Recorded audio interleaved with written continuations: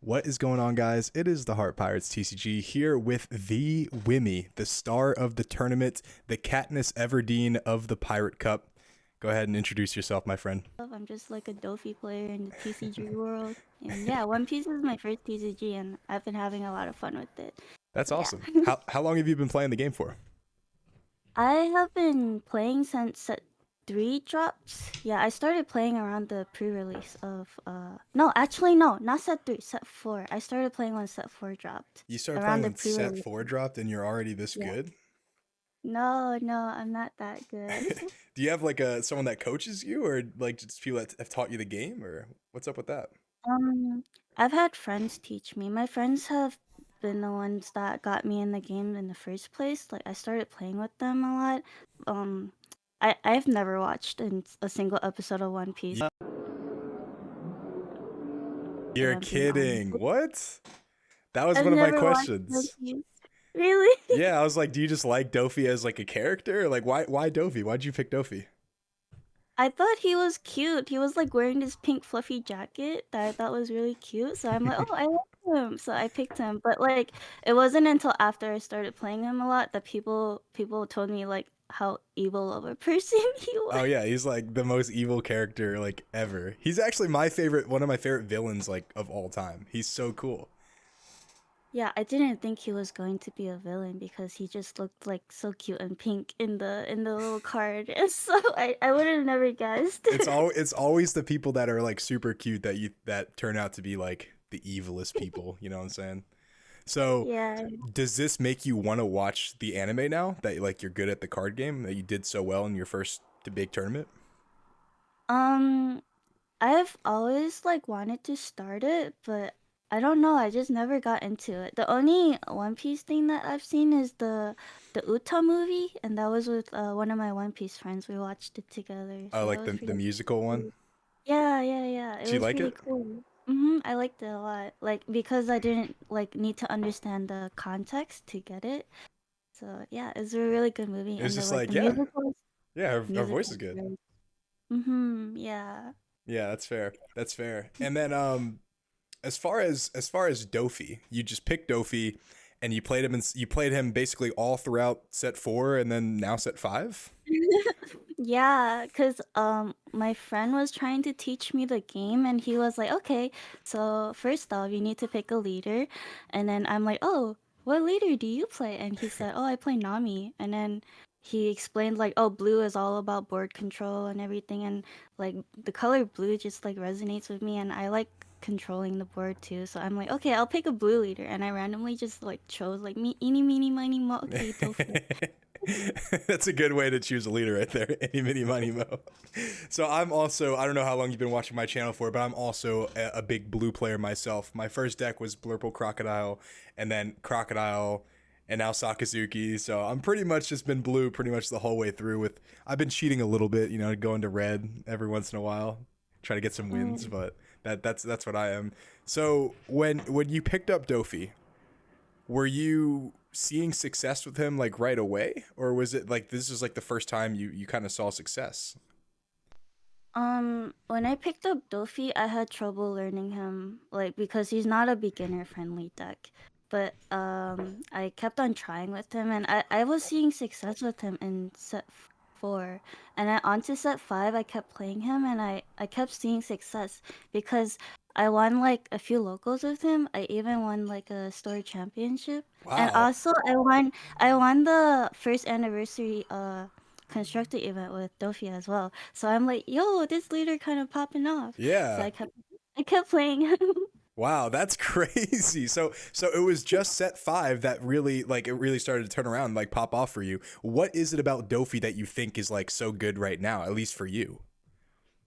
For me, I think that blue right now in general just has like a lot of really good board control, like Thousand Worlds, Red Rock, and even the characters that you play, like for example, Borsalino and like Mihawk and like even the ten cost return Kaido has a lot of like board control, board removal, and like just like popping characters back into your hand. So it buys you an extra turn basically every turn.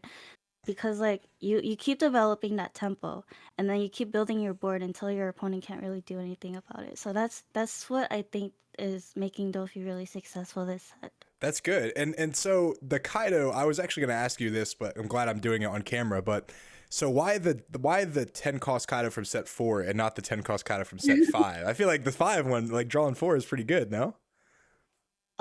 So if I'm honest with you, I never buy like packs, right?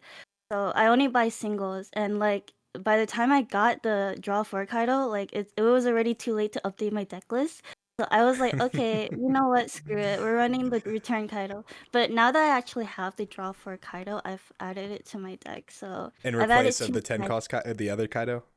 Yes, I Yeah. don't I don't run the return Kaido anymore because I feel like draw for Kaido is just like super game changer. Like it could like turn a game around. I mean, it turned the game around again in your top 8 matchup too. When I saw him drop Kaido, I was like, "Oh no, this game is over." Um, Felt so bad. So, why don't you buy packs though? Is it like a money thing? Is it like you don't want to, invest all this money into not getting anything? Because a lot of us are degenerate gamblers on this channel, so we like to roll the dice, and oftentimes we lose. Honestly, it's a bit of both. I feel like even the packs that I win from tournaments when I open them, I don't really like get much value from them. So learning that, I'm like, you know what? I'm not gonna buy boxes. I'm not gonna buy packs. Like the only packs I'm gonna rip open are the ones I win from tournaments. And that alone already gives me like a lot of like that like dopamine. Yeah. Op- Pack opening dopamine. So yeah, I've never bought packs myself, but like the only packs that I rip are the ones that I win from tournaments. Okay. So And it seems to be a lot of them these days, so I think you should be good on that aspect. See me, not I was at Walmart the other day and I saw packs of set 4, and even though I didn't need a single card from them, I'm like, I gotta open at least like two or three of them, you know what I'm saying? So in terms of two or three, I actually spent, about $40 on 10 packs and didn't get a single card worth more than $3. So it felt really bad. And I need to start adopting your philosophy of just like, okay, the ones I win from tournaments, I will open. Everything else, I'm not buying it. I need your strength on that one. no. So that inspires me this new year to make a new resolution. So I appreciate you. But in terms of, I was gonna ask you about the board control that you mentioned, right? That you talked about with, you basically get an extra turn and it sets them behind. How do you know about that? Because that's something that you don't really pick up, and like unless you've played the game for a while. How like keep bouncing cards or keep bottom decking cards. It basically like gives you an extra turn. It's a concept in game theory that like you have to really think about. Like, is this something that you think about a lot, or do you just kind of just came up with that? I don't know. It just came to me because I don't know. With the whole tempo thing, maybe it's because I used to play chess competitively that I just like kind of pick up on like, oh, if I do this move, like I'll get more tempo, or like, oh, how do I maximize my hand's value? You know, like how do I throw my opponent off one turn or two turn, like things like that. But yeah, it just came to me. I don't know how to explain it. No, that's exactly, you explained it perfectly. Is if you play chess, it's very similar to, every piece in chess is very similar to a card in One Piece where you have to get the most value out of it. Your knight you want to Mhm. get a couple pieces with your knight or pin people down in certain positions to get the most value out of it, and then it could die. Same with One Piece. It's like, okay, I need to get a lot of value from this Mihawk or this, this Kaido, and then it can die. It's like if every piece is netting you like value in terms of like +2 or +3, eventually you're gonna outvalue your opponent and win. So like as a chess player, that makes a lot of sense. Yeah, yeah, exactly. And do you think about the game like chess that way, where you're like, like trying to get the most value out of your pieces, or that is that like something you still have to kind of work on? Oh no, every turn I think about that. Like, oh, how do I get like the most value from my play? Like, well, what I have a really bad hand right now. Like, how do I make the best out of it? Like things like that. Okay. Even if my position is horrible, I'm always thinking, oh, how do I bounce back from it? I could still recover. Like, I'm a blue player. Tempo is my thing, you know? Are you a positive player? Or are you like, do you like when things start going, awry? Are you like, oh, I don't know about this? Like, what's your mindset like? Um, I'm I'm pretty positive. Like I feel like even in my game against Ace or even in my game against the purple Luffy or the yellows, like I was always like in a position where it looked like I was losing really hard, but then like I was able to bounce back because of tempo, and I just know that like, oh, maybe I'll have late game, maybe I'll have late game, and then it turns out, yeah, I do have late game. Let me just go for it. Let me just go for game. So I was that led me to my next question perfectly. So thank you, Wimmy. I appreciate it. But the all of these games, you were going for game when they had like 7 cards in it. Like you were really rolling the dice. Do you like doing that? Do you like living on edge like that? I mean, because it was risky, and we spectated like 3 of your games where you were going, like if that attack didn't connect, you were gonna lose. How Mhm. did you determine like all of those games, especially specifically the Ace game? The guy had like 6 cards in hand, and you put 5 Dawn on Doflamingo blocker, and you're like, let's go. How did you decide to do that? Um, I decide when I'm going to go for game based on if I make the decision that I'm not going to live next game, might as well try for game this turn, right? Because if I don't try, then I'm not going to make it next turn. I'm not going to survive. So just like go for it, like live on edge, be risky with the play, swing, see what they do, and if they have it, they have it. If they don't, like they don't. This game is like RNG, It honestly. really Like, is. It really is. Like, do they have the counter? Do they not? Now, I was gonna ask you as well. Did it seem like a lot of your games came down to like, I'm just gonna die next turn, so I might as well go for it? Because it feels like most of or like I think 2 out of the 3 games we watched, you were just swinging for the moon right there. And like, was it like that a lot for this tournament? Were they all close games for you? Um, only the ace game was a close win for me, but the other game against the Katakuri, I could tell just by the how long he was thinking and like the movements he was doing that he didn't have it. So I just comfortably went for game that turn because he even pitched an extra card to like try to convince me like, "Oh, I have counters in my hand," when he didn't. That's exactly what we said on stream. That's hilarious. So you were actually like dissecting their movements too? Yeah. Wibby, you are actually insane. You're absolutely insane at this game. That's really impressive. A lot of people like don't actually pick up on that. Um, Mm. and about these games, right? Do you remember your matchups? Like, do you remember all of them? Yes, I think I do. Yeah, I do remember. Okay, talk to us about the matchups. Okay, so first game was against Anel, and I don't know why, but the Anel player played 2/7 cost Anels, but he let me bottom deck both of them with Mihawk for some reason And instead didn't of use his using. effect. Yeah, he didn't use his effect for some reason, so I ended up winning game that way. Second game was against the purple Luffy We player. watched that game. Yeah, that was a fun one. Yeah, I feel like Purple Luffy in general has a hard time against Blue Doffy because when they play their 7 cost kid, I can just bottom deck it. And then when they play like Rush Kaido, I could Red Rock it.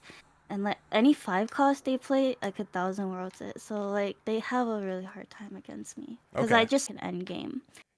And then their game was against Ace. I think it was really close. I almost lost. I went into the game expecting to lose because like Ace I don't really do well against like hyper aggro Ace. But I ended up being able to play my Kuma Pacifista combo twice, which is really surprising because I only expect to play that combo like once a game.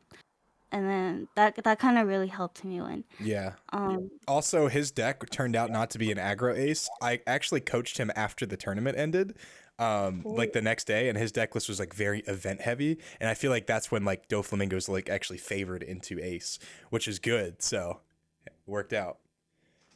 Okay, that works out then. Yes, Ace. Fourth game, I think it was against another Anel. And then this was when my 10 cost Kaido actually came in clutch because he had two characters on board, which is a Katakuri and also a 3 cost blocker Brule. And then I just Kaido both of them back to his Nice. hand. That's gotta feel He good, was huh? like, yeah, yeah. Yeah. Got And my uh maximum value. and what would you say your hardest matchup is though? My hardest matchup? Like what do you not want to see when you sit across the table from someone? Probably yellow. Except for Enel because I feel like Enel is like fair game for me. Yeah. But Katakuri is what you don't like seeing, right? Alex Curry, like Charlotte Linlin, like those two I don't want to see. Yeah, they're really good cards, man. When they drop 10 costs, it doesn't matter if you red rocket, they still get the life and you still lose it. So No, I know. Which brings me to this one strategy that I read up on. If you play against yellow, you want to take life like early so they can't like trash her life with Big Mom or their 7 cause Linlin, which is exactly what I did with the yellows that I played that tournament. Like I wasn't afraid to take life early and that really paid off because I have my deck is like full of blockers, so I could just play blockers when I need to like defend myself. and the blocker laws really no one expected the blocker laws. When you dropped two of them in that was it the purple Luffy game? You dropped two blocker laws? That Mhm. we were like, is she saving Dawn for Love Love Mellow? Double blocker law is even better than Love Love Mellow. That was and it felt like you always had the 3,000 worlds considering you only play 3 of them. Were you just like running hot Mm. the whole tournament or what's up with that? Yeah, like whenever I draw 3,000 worlds, I always like to keep one in hand. I don't use it early to mid game unless I have two in my hand. So I just keep one in my hand until late game in case of in case of any blockers preventing me from ending game, I can just 1,000 worlds the blocker, go for game, and that usually works. But that game against the purple Luffy, I drew another 1,000 worlds from my life. That's why you like on one of the turns you see me like look at the cards, pause, and then say no trigger. Okay, so even like for example, like if you play against Purple Luffy, you think you're favored to that matchup. If they drop Magellan, you just won't. Even if you like have the 3,000 worlds, you just wouldn't use it. If they drop Magellan, I typically like to reserve my 3,000 worlds for blockers in the end game. Magellan, I'll keep on his board until late game when I have Dawn. I have 10 Dawn, so his effect doesn't really matter. I can just KO him. But during that game with Purple Luffy, I never swung at his Magellan. I just swung for face each time, like, and then I waited until endgame to 1,000 worlds Magellan and 1,000 worlds his blocker, and then I was comfortable enough to like go for game next round. That was filthy. The double 3,000 worlds. That was dirty. As a blue player myself, I loved seeing it. Like it was like therapy for me. So that was dope. And your strategy, like you're so patient with your cards. Is that just from chess, or did someone like kind of talk to you about like patience with the cards? Because normally when um, I see a Magellan, I'm very tempted to just 3,000 worlds that thing right off the board.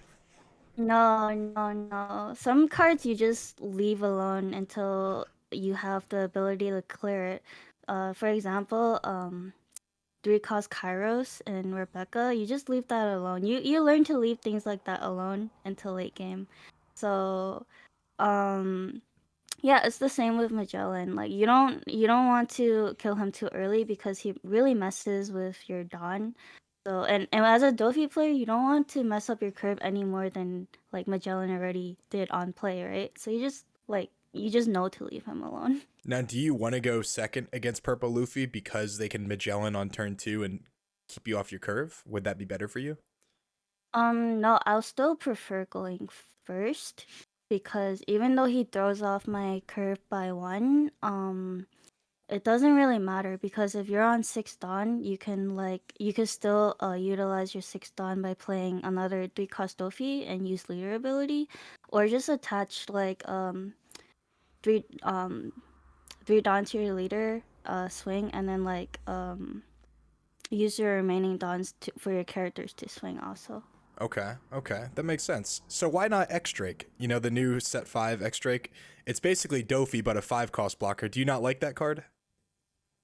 I don't. I don't like that card. What? Why not?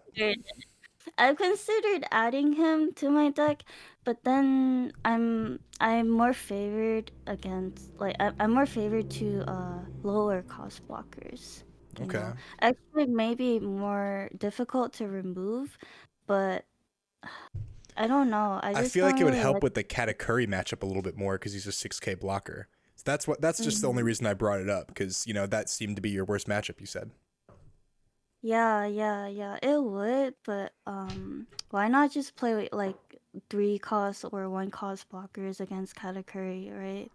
True. I guess you Because can just block either way, right? yeah, yeah, yeah. And couldn't he be cleared? Oh, couldn't he be cleared with Judatsu? Not. Or I mean, technically he could, but Katakuri doesn't play Gadatsu. oh, that's true. Yeah, Other other.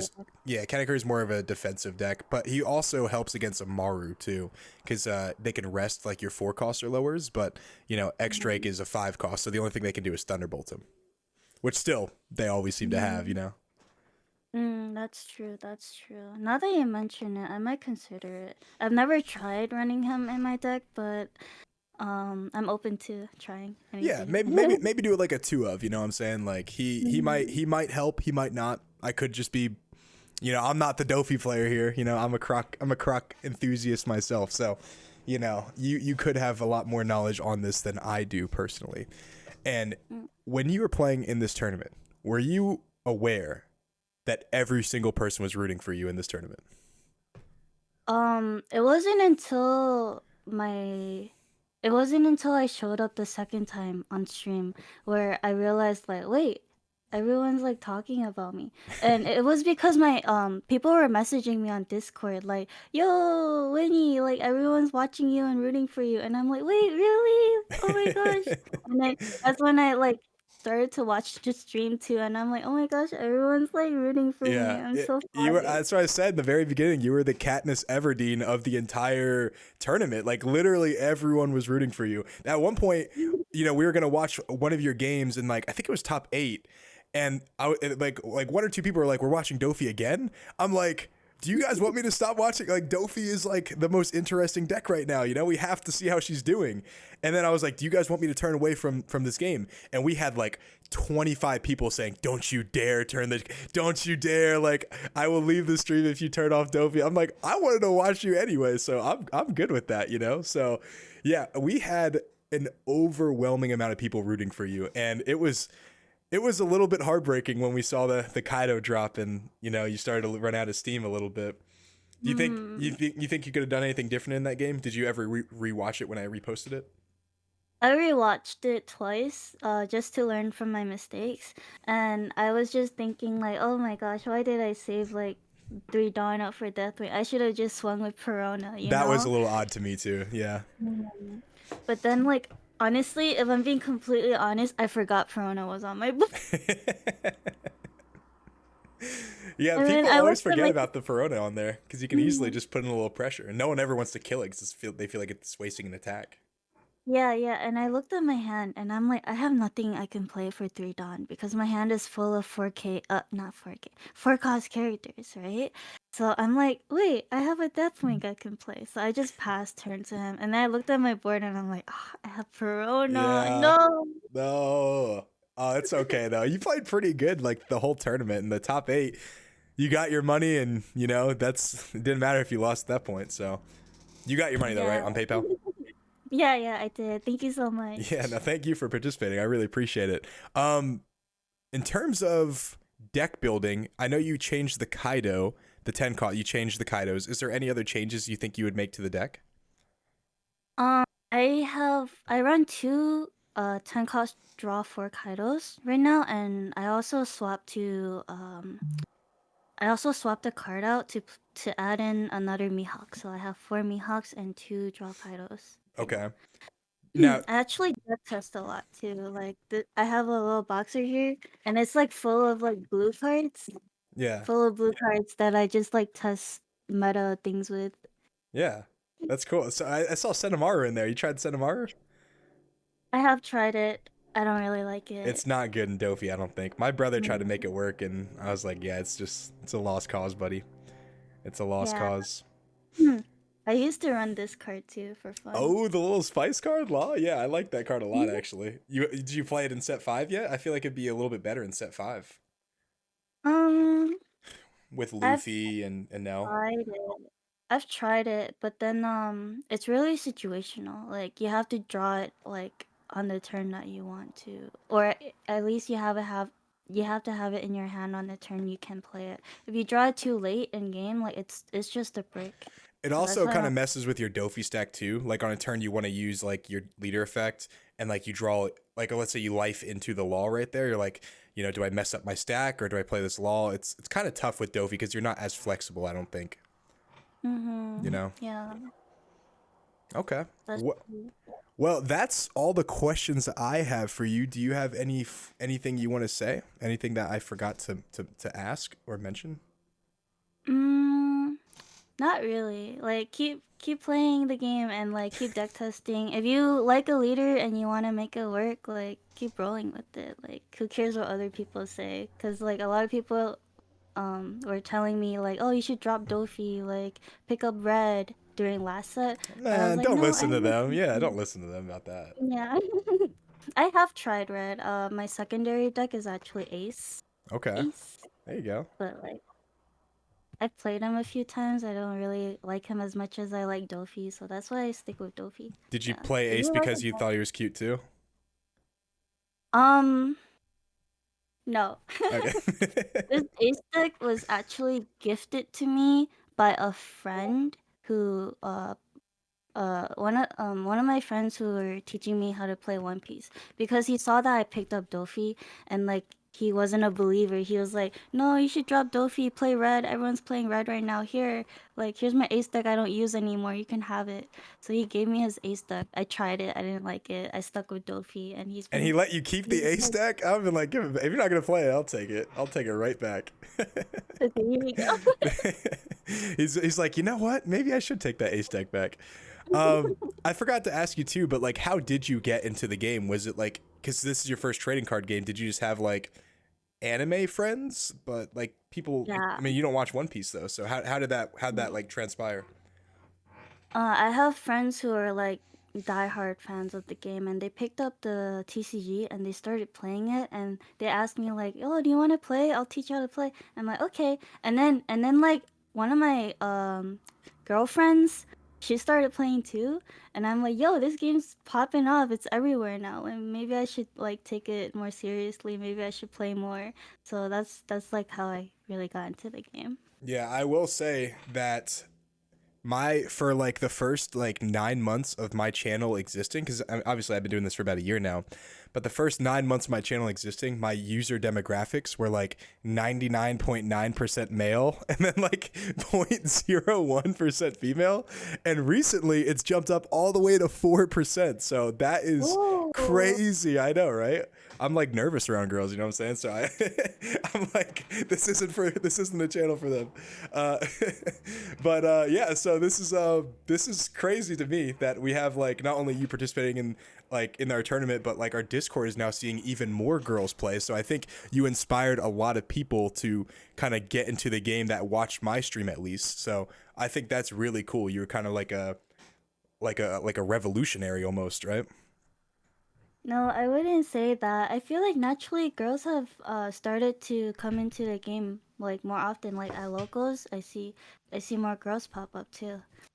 Yeah, yeah, there's it's definitely growing, and I couldn't be more thankful because I think this game is really fun. I think the anime is really good. You should also watch that too if you have the time for it. Nope. And yeah, I think that is. Oh, one question before I let you go, Wimmy. Did the Squishmallows help you play better? I saw you kind of clutching onto one in one of the games. Oh my god. Yes, I was holding this dude in Yeah, my yeah. lap.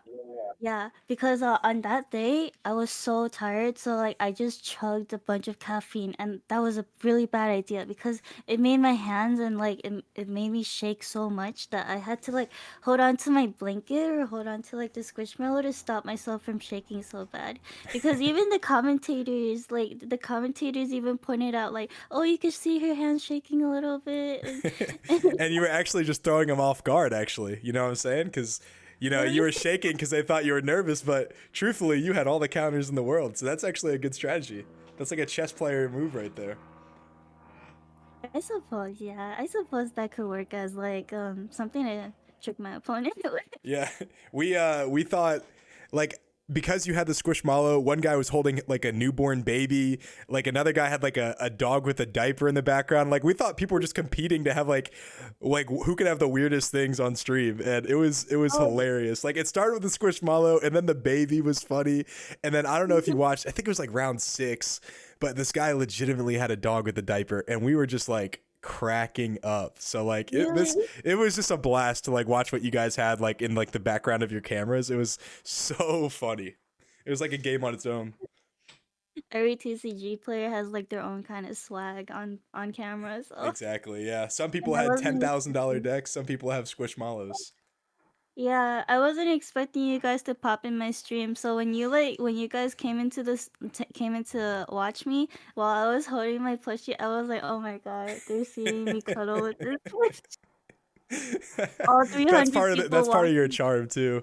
We actually had about 500 people too, which is crazy watching. So Oh. you had 500 people watching you cuddle with your squishmallow and slay a Nell and Katakuri and Purple Luffy. It was quite impressive. Thank you. Thank you for everyone who was watching and like cheering for me. That really made me happy. Well, thank you. We appreciate it. Wimmie, it's been a pleasure. Thank you so much for doing this video, and I appreciate you a lot. Thank you. Thank you for having me. Thanks.